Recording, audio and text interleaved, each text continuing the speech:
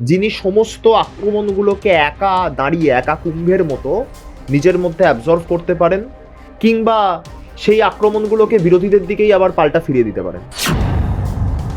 যে পশ্চিমবঙ্গ প্রদেশ কংগ্রেস যেন তৃণমূল কংগ্রেসের ছত্রছায়ায় এসে এই আন্দোলনটাকে বাংলার বুকে আরো তীব্রতর করে। শুভঙ্করবাবু মমতা বন্দ্যোপাধ্যায়ের প্রতি যথেষ্ট শ্রদ্ধাশীলই হবেন। তিনি তো অধীর চৌধুরীর মতো বামপন্থী প্রোডাক্ট নন। একটা তিহারে জেল খাটা আসামি। আমাদের দেশের দুর্ভাগ্য যে এই লোকটা আমাদের দেশের স্বরাষ্ট্রমন্ত্রী। শুভেন্দু তো এই মুহূর্তে রাজ্যের মুখ্যমন্ত্রীর থেকে বড় ভিআই। আমাদের শাসন যন্ত্রকে কাজে লাগিয়ে বিজেপির ওই দপ্তরটাকে ঘেরাও করি, তাহলে বিজেপির কেমন লাগবে? অপরিকল্পিত প্রক্রিয়ায় এসআইআর হচ্ছে পরিকল্পনা মাফিক বাংলার মানুষকে হয়রানি করানোর জন্য। রাজ্য জুড়ে এসআইআর আবহ, আর এই এসআইআর আবহ যত বাড়ছে 26-এর নির্বাচন ততই দোরগোড়ায় চলে আসছে। কারণ এসআইআর আবহের মধ্যে এই 26-এর বিধানসভা নির্বাচন হবে। বারবার বলেছি, এসআইআর আবহে যে রাজনৈতিক দল এই ইস্যুটাকে ধরে মাটি কামড়ে ময়দানে পড়ে থাকতে পারবে, মানুষের পাশে থাকতে পারবে, ভোট বাক্সে তারাই ডিভিডেন্ড পাবে। আর আজকের গোটা বিষয় নিয়ে আলোচনা করব। আমাদের সঙ্গে রয়েছেন রাজ্য তৃণমূল কংগ্রেসের আইটি সেলের স্টেট সেক্রেটারি, রাজ্য সম্পাদক অর্পণ ব্যানার্জি। দাদা, একদিকে এসআইআর আবহ চলছে, তার মধ্যেই দিল্লিতে গেলেন মুখ্যমন্ত্রী মমতা বন্দ্যোপাধ্যায়, অভিষেক ব্যানার্জি রয়েছেন, কিন্তু নির্বাচন কমিশনের বিরুদ্ধে একাধিক ক্ষোভ উগরে দিচ্ছেন তারা। জ্ঞানেশ কুমারের বিরুদ্ধে ক্ষোভ, অভিষেক ব্যানার্জিকে দেখলাম এর আগেও বসেছে। মমতা ব্যানার্জি তিনিও বেরিয়ে একই কথা বললেন। একজনের বিরুদ্ধে এত ক্ষোভ কি করে? এবং শুধু মমতা বন্দ্যোপাধ্যায় অভিষেক বন্দ্যোপাধ্যায় বলে তো নয়, বিজেপি বিরোধী যতগুলো রাজনৈতিক দল আছে, যারা একটা নতুন সার্বভৌম ধর্মনিরপেক্ষ, এবং এগুলো শুধু খাতায় কলমে নয়, প্রকৃত অর্থে এই ধরনের একটা ভারতবর্ষ প্রতিষ্ঠিত করতে চাইছেন, ভারতবর্ষের সার্বভৌমত্ব, ভারতবর্ষের ধর্মনিরপেক্ষতাকে পুনরুদ্ধার করতে চাইছেন, ভারতবর্ষের ঋত গৌরবকে পুনরুদ্ধার করতে চাইছেন, তারা প্রত্যেকেই অভিযোগ করছেন। এটা শুধুমাত্র তৃণমূল কংগ্রেসের অভিযোগ নয়। কংগ্রেস করেছে আজকে রাহুল গান্ধী ভারতবর্ষের বিরোধী দলনেতা এই মুহূর্তে। আমরা এটাও বিশ্বাস করি যে রাহুল গান্ধীর সংসদে আরও জোরালোভাবে এই বিষয়গুলো তুলে ধরা উচিত। একজন বিরোধী দলনেতার রোল আরও অ্যাগ্রেসিভলি প্লে করা উচিত। আমি তার প্রতি সম্পূর্ণ শ্রদ্ধা রেখে বলছি, রাহুল গান্ধী দেশের বিরোধী দলনেতা, এবং 2014 পরে 2024, 10 বছর পর ভারতবর্ষ একজন প্রকৃত বিরোধী দলনেতা পেয়েছে, কোনো দলের দলনেতা নয়। আগে কি হতো, 2014 এবং 19-এ যেটা হয়েছিল, কংগ্রেসের যে দলনেতা তাকে একটা পোশাকি বিরোধী দলনেতা বলে চালানো হতো লোকসভায়। কিন্তু এবার প্রকৃত অর্থে ভারতবর্ষের লোকসভা একজন বিরোধী দলনেতা পেয়েছে। তো আমরা এটা বিশ্বাস করি যে তার আরও বেশি পরিমাণে অ্যাগ্রেসিভলি এই বিষয়গুলোকে মানুষের সামনে তুলে ধরা উচিত। সংসদ বা বিধানসভা, লোকসভা, রাজ্যসভা যাই হোক না কেন, house belongs to the opposition. এটা ভারতবর্ষের সাংবিধানিক কাঠামোর মধ্যে রয়েছে। পশ্চিমবঙ্গ বিধানসভায় যখন কোনো ইস্যু ওঠে, তখন সেখানে পশ্চিমবাংলার যারা প্রধান বিরোধী দল, ভারতীয় জনতা পার্টি, আমার তার সাথে বিরোধিতা আছে। 1 কোটি বার আমরা বিরোধিতা করব। তারা আমাদেরকে যে ভাষায় আক্রমণ করবে, আমরা 1 কোটি বেশি উচ্চগ্রামে তাদের সেই আক্রমণ ফিরিয়ে দেবো। কিন্তু এটা অস্বীকার করার জায়গা নেই, তারা যে অ্যাগ্রেসিভভাবে তৃণমূল কংগ্রেসকে কাউন্টার করতে ময়দানে নামে, মানে বিধানসভার ময়দানে নামে, বিধানসভার ভেতরে, যদিও সেটা অমূলক, কারণ পশ্চিমবঙ্গ বিধানসভায় একজন মমতা বন্দ্যোপাধ্যায় রয়েছেন, কিন্তু ভারতবর্ষের লোকসভায় তো একজন মমতা বন্দ্যোপাধ্যায় নেই ক্ষমতায়, যিনি সমস্ত আক্রমণগুলোকে একা দাঁড়িয়ে একা কুম্ভের মতো নিজের মধ্যে অ্যাবজর্ভ করতে পারেন, কিংবা সেই আক্রমণগুলোকে বিরোধীদের দিকেই আবার পাল্টা ফিরিয়ে দিতে পারেন। তো রাহুল গান্ধীর উচিত আমার মনে হয় ব্যক্তিগতভাবে আরও জোরালোভাবে ইস্যুগুলো নিয়ে মুভমেন্ট করা। আজকে মমতা বন্দ্যোপাধ্যায় এই মুহূর্ত পর্যন্ত দিল্লিতে রয়েছেন। তো আমরা অনুরোধ করতে পারি, তিনিও সংসদে রয়েছেন, রাহুল গান্ধী, সংসদ চলছে, বাজেট অধিবেশন, তিনি পারলে মমতা বন্দ্যোপাধ্যায়ের সাথে দেখা করুন এবং তাকে জিজ্ঞাসা করুন, তিনি মমতা বন্দ্যোপাধ্যায় রাহুল গান্ধীর থেকে বয়সে বড়, অত্যন্ত সিনিয়র পলিটিশিয়ান, তার যে রাজনৈতিক ব্যাকগ্রাউন্ড, সেই ব্যাকগ্রাউন্ড দেশের প্রধানমন্ত্রীরও নেই, এই মুহূর্তে ভারতবর্ষের অন্য কোনো রাজনৈতিক নেতৃত্বের নেই। তো তার সাথে তিনি কনসাল্ট করুন যে কিভাবে এই এসআইআর নিয়ে তারা আরো বেশি মাত্রায় মুভমেন্ট করতে পারে, এবং প্রয়োজনে পশ্চিমবঙ্গ প্রদেশ কংগ্রেসকে নির্দেশ দিন যে পশ্চিমবঙ্গ প্রদেশ কংগ্রেস যেন তৃণমূল কংগ্রেসের ছত্রছায়ায় এসে এই আন্দোলনটাকে বাংলার বুকে আরো তীব্রতর করে। তার কারণ হচ্ছে এই মুহূর্তে সিপিআইএম এর যে অবস্থান তা সম্পূর্ণ পশ্চিমবঙ্গ প্রদেশ কংগ্রেসের বিপরীত মেরুতে। মোহাম্মদ সেলিম কার্যত বলে দিয়েছেন যে তারা কংগ্রেসের সাথে জোট ভাবনা এই মুহূর্তে আর ভাবছেন না।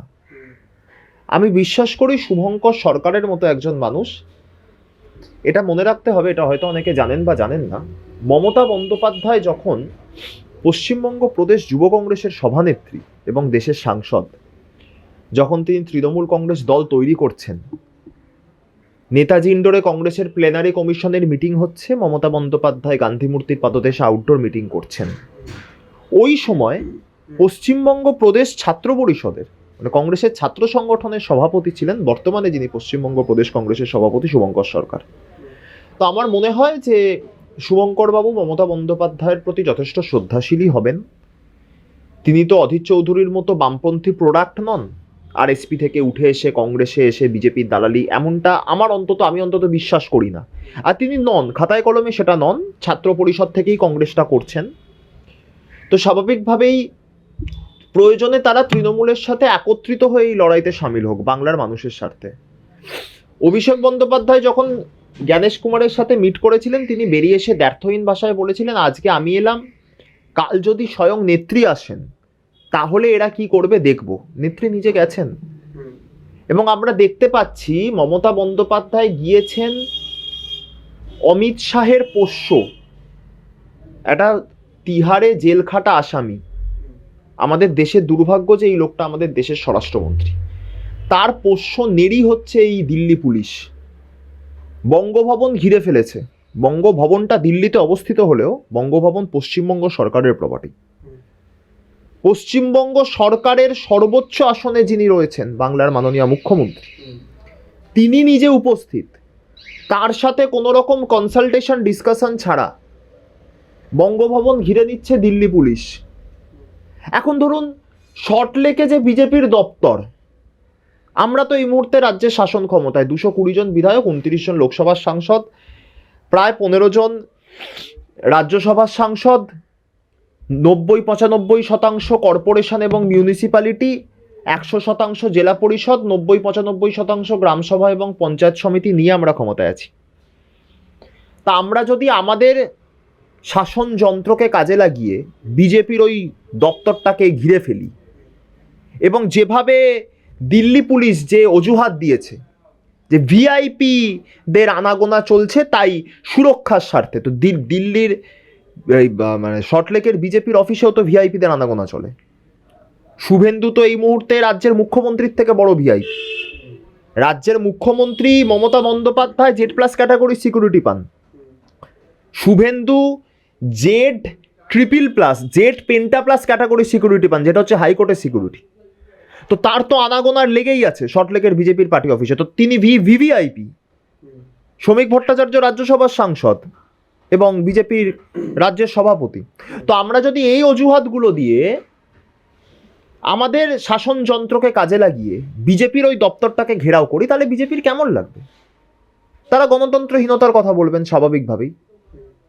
তো এই গণতন্ত্রহীনতার কথা যখন দিল্লির পশ্চিমবঙ্গ সরকারের প্রপার্টি বঙ্গভবনকে ঘিরে ফেলা হচ্ছে শুধুমাত্র ওই মানুষগুলোর মধ্যে ফিয়ার সাইকোসিস তৈরি করার জন্য, যে মানুষগুলো মমতা বন্দ্যোপাধ্যায়ের সাথে গেছেন, মমতা বন্দ্যোপাধ্যায়কে দেখে সাহারা পাচ্ছেন, সহানুভূতি পাচ্ছেন, দিদির প্রতি অগাধ আস্থা, ভরসা, আবেগ, বিশ্বাস নিয়ে যে মানুষগুলো গেছেন, যে মানুষগুলোর পরিবারের কেউ না কেউ এসআইআরের জন্য প্রাণ হারিয়েছে, যে মানুষগুলোর পরিবারের কেউ না কেউ জীবিত অথচ খসড়া তালিকায় তাদেরকে মৃত দেখানো হয়েছে, বঙ্গভবন ঘেরাও করা হয়েছে কেন না সেই মানুষগুলোর মধ্যে একটা ভয়ের বাতাবরণ, ফিয়ার সাইকোসিস তৈরি করার জন্য। তো করে তো কোনো লাভ হলো না। মমতা বন্দ্যোপাধ্যায়ের সাথে তো তারা গেলেন, কালো চাদর পরে গেলেন, জ্ঞানেশ কুমারের সামনে কালো চাদর পরে বসে তারা আলাপ আলোচনা যা করার করলেন। আজকে মমতা বন্দ্যোপাধ্যায় দিল্লিতে অভিষেক বন্দ্যোপাধ্যায়ের যে বাড়ি রয়েছে সেখানে সমস্ত সাংসদদের নিয়ে বৈঠক করছেন বা করবেন, এবং তারপরে আগামীর যে রূপরেখা সেটা নেত্রী নিশ্চিতভাবে সুনিশ্চিত করবেন। তো এই আন্দোলন যেটা বলে আপনি শুরু করলেন, এই আলোচনা পর্ব, যারা মানুষের পাশে থাকতে পারবে মাটি কামড়ে।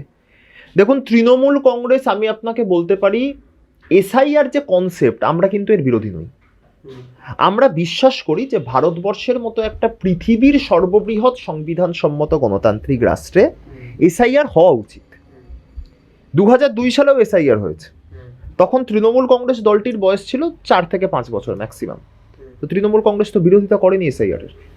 কিন্তু আজকে আমরা বিরোধিতা করছি এই যেভাবে করা হচ্ছে, যে প্রক্রিয়ায় করা হচ্ছে, একটা অপরিকল্পিত প্রক্রিয়া।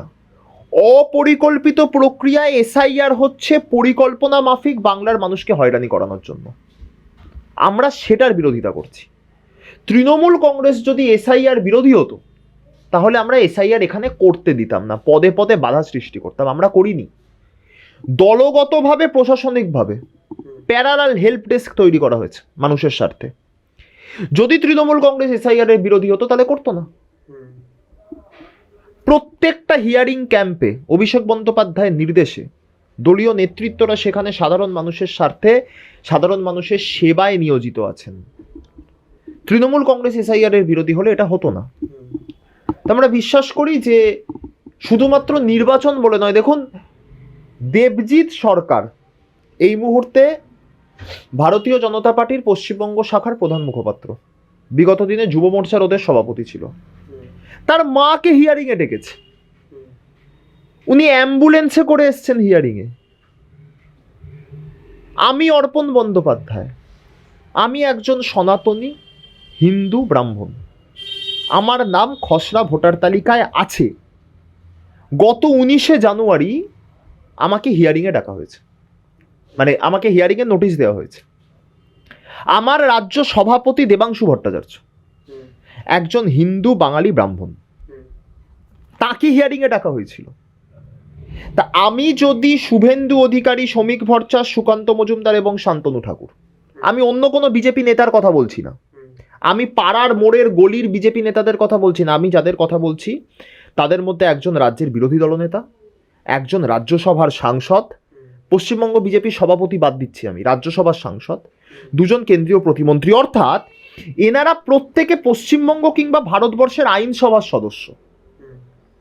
একজন পশ্চিমবঙ্গ বিধানসভা, একজন রাজ্যসভা, দুজন লোকসভা, অর্থাৎ প্রত্যেক আইনসভাতে এদের উপস্থিতি রয়েছে, প্রতিনিধিত্ব রয়েছে। এরা বলেছিল যারা বাংলাদেশ থেকে এসেছে হিন্দু তাদের কোনো সমস্যা নেই, এবং যারা ভারতবর্ষে রয়েছেন দীর্ঘদিন ধরে আছেন স্বভাবতই হিন্দু সম্প্রদায়ভুক্ত, তাদের কোনো হয়রানির শিকার হতে হবে না। তো আমি অর্পণ বন্দ্যোপাধ্যায়, আমার রাজ্য সভাপতি দলের মুখপাত্রের নাম দেবাংশু ভট্টাচার্য, আমাদেরকে কি রোহিঙ্গা বলে মনে হয়? আমাদেরকে কি জিহাদি, তালিবানি, যদিও তালিবানিদের সাথে এখন ভারত সরকারের সেটিং চলছে, রাজনাথ সিং নিজে বলেছেন, নাকি আমাদের অনুপ্রবেশকারী বলে মনে হয়, নাকি আমাদের রোহিঙ্গা বলে মনে হয়? আমি অর্পণ বন্দ্যোপাধ্যায়, আমার গলায় রুদ্রাক্ষের মালা আছে। আমি অর্পণ বন্দ্যোপাধ্যায়, আমার গলায় উপবিদ রয়েছে পইতে। আমাকে এসআইআর এর নোটিশ দেওয়া হবে কেন? আমার নাম খসড়া তালিকায় আছে। আমরা কি জানতাম খসড়া তালিকায় নাম না উঠলে এসআইআর এর নোটিশ, হিয়ারিং এর নোটিশ। যদি খসড়ায় আমাদের নাম না উঠতো তাহলে আমাদের বক্তব্য ছিল না। খসড়া তালিকায় আমাদের নাম উঠেছে ভাই, আমাদেরকে কেন দেয়া হলো নোটিশ? এর উত্তর দিতে হবে। আমি এবং আমরা যেখানে যেখানে আসন্ন বিধানসভা নির্বাচন, যে প্রার্থীর প্রচারে যাব, যে বিধানসভায় যাব, যে বুথে যাব, আমার হিয়ারিং এর নোটিশ আমার কাছে আছে। আমি সেই নোটিশ দেখিয়ে জিজ্ঞাসা করব সাধারণ মানুষকে, আমার গলার এই রুদ্রাক্ষের মালা, আমার উপবিদ দেখিয়ে জিজ্ঞেস করব যে আমাকে রোহিঙ্গা বা বাংলাদেশি অবৈধ অনুপ্রবেশকারী বলে মনে হয় কিনা। আমি আমার মননে, চিন্তনে ধর্মনিরপেক্ষতার বার্তা পোষণ করি, কিন্তু যখন আমি দেখছি যে নির্বাচন কমিশনকে কাজে লাগিয়ে নির্বাচন কমিশনকে কার্যত বাধ্য করা হয়েছে যে ধর্মীয় বিভাজন করে এই এসআইআরটাকে কন্ডাক্ট করার জন্য। তা আমি বিজেপির ভাষাতেই সাধারণ মানুষকে প্রশ্ন করব। একদিকে ২৬-এর বিধানসভা নির্বাচন, অন্যদিকে রাজনৈতিক উত্তাপ বাড়াচ্ছে এসআইআর। দিল্লিতে মুখ্যমন্ত্রী, আবার কখনো রাজপথে সেই আন্দোলনের ঝাঁজ বাড়ছে। নির্বাচনকে মাথায় রেখেই একের পর এক আন্দোলন নামছে রাজ্যের বিরোধী দল থেকে শাসক দল। কিন্তু বাংলার বিধানসভা নির্বাচনে কারা দাগ কাটতে পারবে, সেটাই এখন নজর। আজকের মতো বিদায় নিচ্ছি। ভিডিওটা ভালো লাগলে অবশ্যই লাইক, কমেন্ট এবং চ্যানেলটি সাবস্ক্রাইব করবেন। ক্যামেরায় সুখেন্দু মান্নার সঙ্গে রিক, আর প্লাস নিউজ, হাওড়া।